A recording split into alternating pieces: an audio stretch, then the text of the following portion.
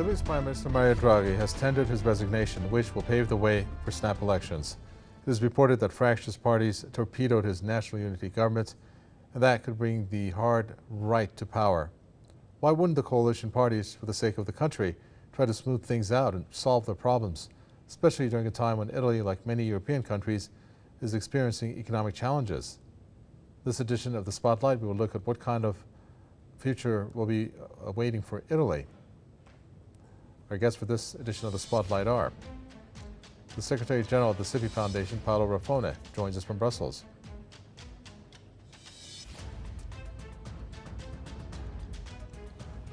Also joining us is President of the European Institute for International Law and International Relations, Mahmoud Rafat, who joins us from Stockholm. Welcome to you both. I will first start with you, if I may, Paolo Raffone. And we're looking obviously at a political crisis there in Italy. And the way that the crisis was sparked, based on the reports that we got, was some disagreements that were on the economic approach, let's say, by Mario Draghi, which the five-star was said to have snubbed a key vote last week on that. How do you see things at this point in the way that they have unfolded? Well, it's clear the government headed by Draghi is over, and elections will come. Elections which have been awaited for quite a time, and the situation in the country was stable, but there were no improvements in terms of living standards under the Draghi's government. So the crisis that has been sparkled also by the war in Ukraine, the increase in the prices, the inflation, have complicated a lot the conditions of many sectors of the Italian society. And certain parties have been demanding a change in the approach to Draghi, who didn't want to do it. So he ignored basically the requests, and this has then precipitated into a non-vote, which was not a non-confidence vote, but was a non-vote of one of the members of the coalition supporting the government. Then after this, the reaction by Draghi has been yet more stiffy, and this has caused other parties to join the non-vote procedure. Therefore, there was no more political majority for him. Well, Mahmoud Rafat, what do you think about these three parties that were in coalition, basically looking at the Salvini's Anti-Immigrant League, the populist Five-Star Movement, and then you have obviously the center-right Forza Italia. Does a combination of them along with Draghi too overwhelming for example, reforms to take place and leading to what we're looking at right now? Well, the withdrawal was somehow expected of these three political parties. But let me tell you, the most critical part of these three parties is the Five-Star movement, because as we know, it's a populist movement, and the populism somehow is invading Europe on several levels now, backed by the immigration topic, also the economic crisis, and recently the situation with Russia, which is also impacting the European economy heavily. And as we have been seeing last few weeks, the euro went down for the first time in front of the US dollar to be less than $1 US. This is not only the immigration, not only the economic situation, this is a result of the group, of the bunch of elements which made a big and high pressure on the European economy. And when there is serious economic problems, always populist movements can increase and can rise and can find acceptance on the ground. And this is the most critical thing we will face, not only in Italy, because we must also understand both Italy and France are somehow guide of Europe politically. The eyes of rest of Europe watch these two Latin countries very carefully and the populations of northern people, southern people of Europe get impacted by the movement of and the political movement in these two Latin countries because they are ancient countries and they have very big soft power on the rest of Europe. So the most, again, I would repeat that the most critical withdrawal and the most critical issue we are facing today is the Five Stars movement behavior as it is will impact other European countries. Italy in particular, has lots of political problems since few years, especially because of the economic situation and also somehow the problem of the migration. But still, again, if the movement, the Five Star movement, doesn't take a rational way, that will make these problems heavier and stronger. Well, Paolo Arfona, if you think about it, you couldn't have a better person in that position with the resume that Mario Draghi has. I mean, honestly, when you take a look at it, the governor of the Bank of Italy, the chairman of the Financial Stability Forum, and of course, you know, he was heading the worst, probably one of the worst financial crises, the financial crisis of 2008, that he was involved in. So why did things not go as smoothly as his resume dictates, in a sense? Well, from a technical point of view, he is a very respectable person, as we all know. And in technical terms, he has been leading the government correctly. The problem is that he's not a politician. He doesn't have a political feeling. He doesn't have a social feeling. He's a technician. And life is not only made of technical issues, it's made also of sentiments. And his attitude has not facilitated at all the swallowing by the political parties of his policies. And he has demonstrated his limits in handling a political and social situation which for at least the past 2 months has been signaling that something was not going in the desired direction. Well, if you take a look at the way that the supporters are expressing themselves, Mahmoud Rafat, obviously they're not too happy about this, obviously.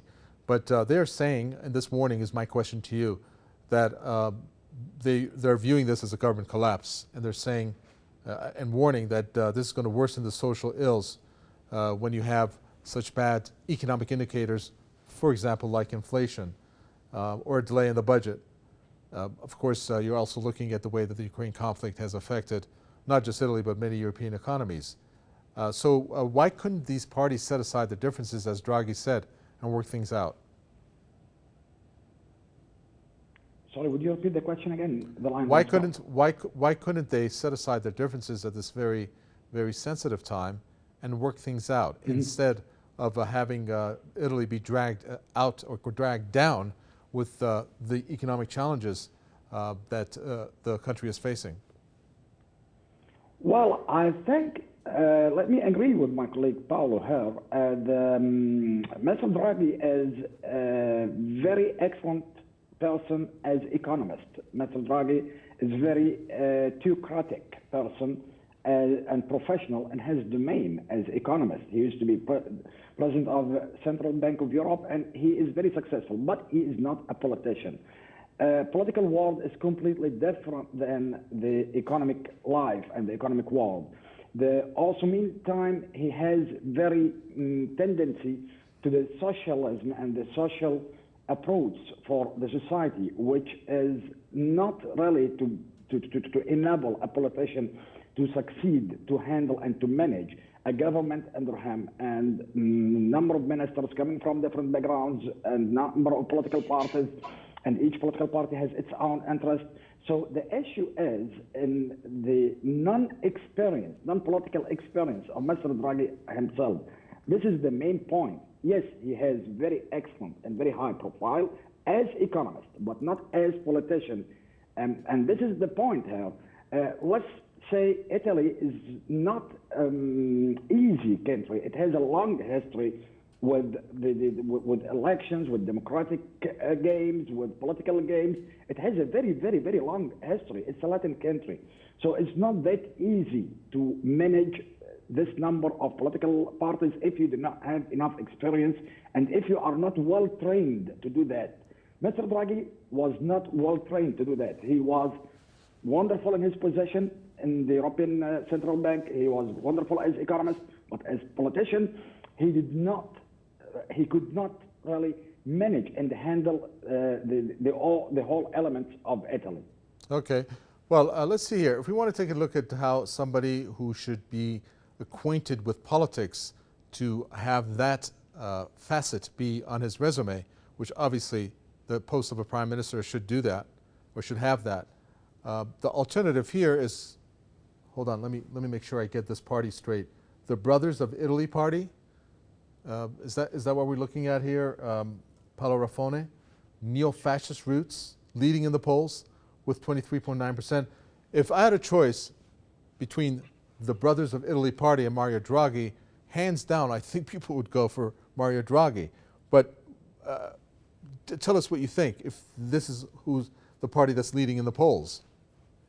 Well, first of all, to label it neo-fascist is completely wrong, because it is a party of right, for sure, conservative, but the transformation from its long past happened about 35 or 40 years ago, and it has nothing to do anymore with the roots of the fascism. So this is something to be understood. It is a right-wing conservative party, that's for sure. The population in Italy is scared, but it's scared by everything. It's scared by the situation, and therefore they look for some security somewhere. And I would say that easily you will have a split at almost 50% of people who would think that a more determined, conservative, right-wing ruling gives them this opportunity, as well as another 50% would prefer the status quo, and if sort of Draghi program without Draghi will be presented, they will vote for that. And this is the gamble that is in this election now. Mm-hmm. Okay, then I stand corrected in terms of what you described very well for us, the roots being there, but that was before, and now obviously they don't have that description, fit that description of neo-fascist. Now, what are we looking at, Mahmoud Rafat, when we're taking a look at what the country is going to be headed down to in terms of the snap election? Are we looking at a period of uncertainty, which really there's no time to waste given the economic landscape of Europe? And of course, Italy is not obviously immune to what's this really nightmare scenario, economically speaking. Well, which I expect Italy will suffer and will seriously suffer economically next few months. Especially the European Union now will not be able to present more aid package under the financial situation and the economic situation of the European Union itself now. Let's remember that the main aid, or the biggest part of aid for the European Union, comes from the biggest two economies in Europe, which are Germany and France. And both of them are, Germany and France, I mean, have a serious problem with the gas for the moment, especially the winter is not very far from us. The winter will start in Europe within 2.5 months, 3 months maximum. We will start, especially in the north of Europe, to suffer of the lacking of the gas. There will be gas lacking and shortage on the gas because of the Russian-Ukrainian war. And that will impact a lot the European economies, especially the French and the German. And so I expect the real problem will come in Italy, that the European Union will not give its back to Italy because it never made, and the European Union was always there to help any European state which has such problem. But this time, the European Union will not be able, in my estimation, to help as should be. That's why there will be big inflation, There will be unemployment will increase. There will be lots of economic problems in the country, and these problems, how deep they will go, it will depend on the depth, of the economic problems, will depend on the coalitions to get back again and to bring stability back to the country again. Because today there were some people talking about new elections in September. If that happens, sure, the economic problems will be much less than if the elections held in February or in March 2023. Well, in terms of the EU, since you're talking about that, Paolo Raffone, from what I'm understanding, the Brothers of Italy has repeatedly blamed the EU for Italy's troubles. Why do you think they're saying that, or accusing the EU of that? Well, this has been certainly a trend some years ago.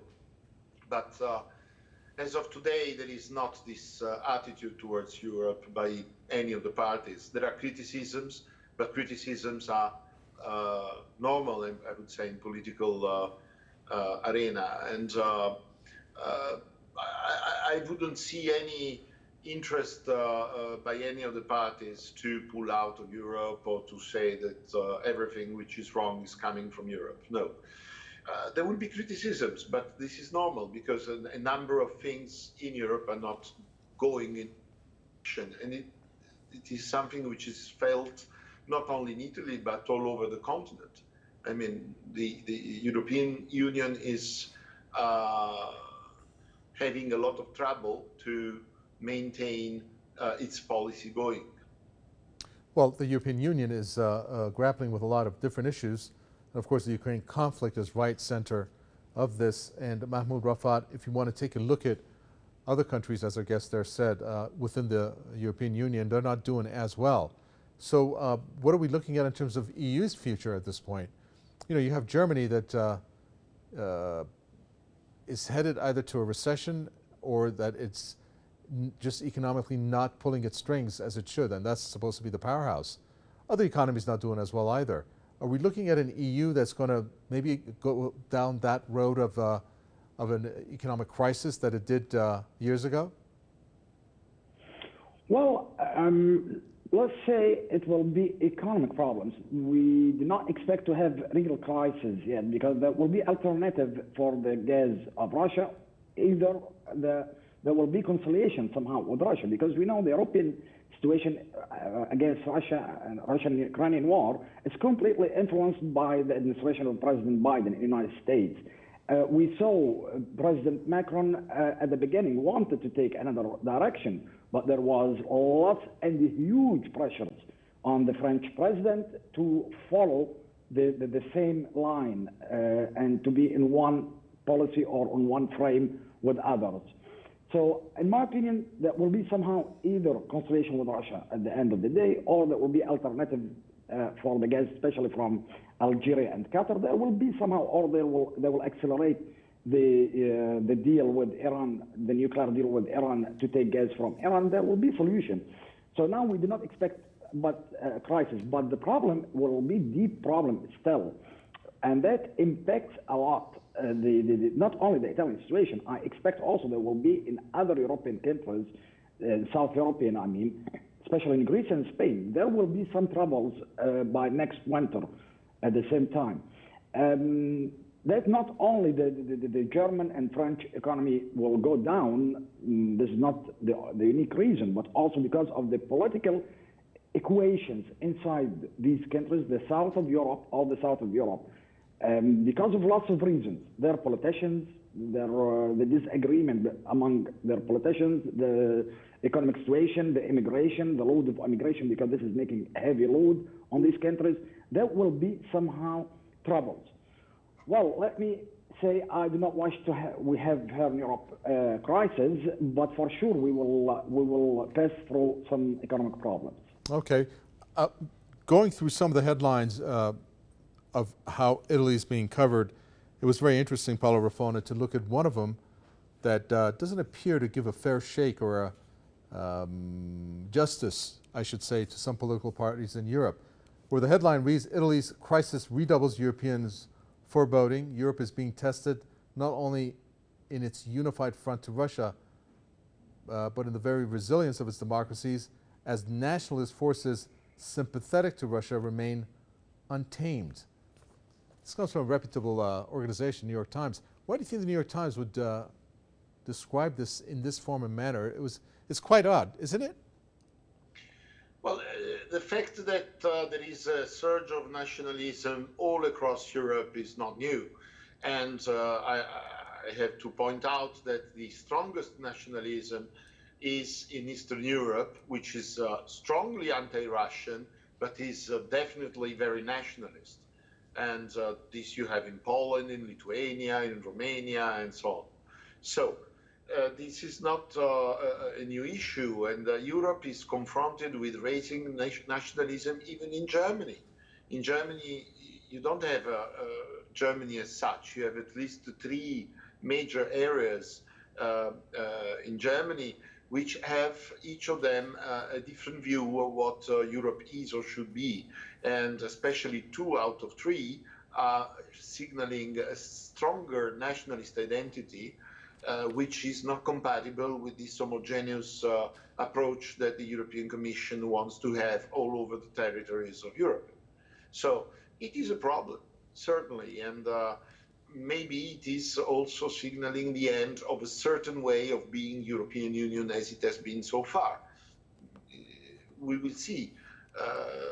The situation is fluid at the moment, but it may change rather quickly over the next months without a leadership which is capable of reunifying the souls of the different parts of Europe. Very well. We're fresh out of time. Thank you for that, Paolo Raffone, Secretary General of the SIPI Foundation. And thank you, Mahmoud Rafat, President of the European Institute for International Law and International Relations. Thank you. And with that, we come to an end for this edition of The Spotlight. From Ika Vetapwe and the team, it's goodbye until next time.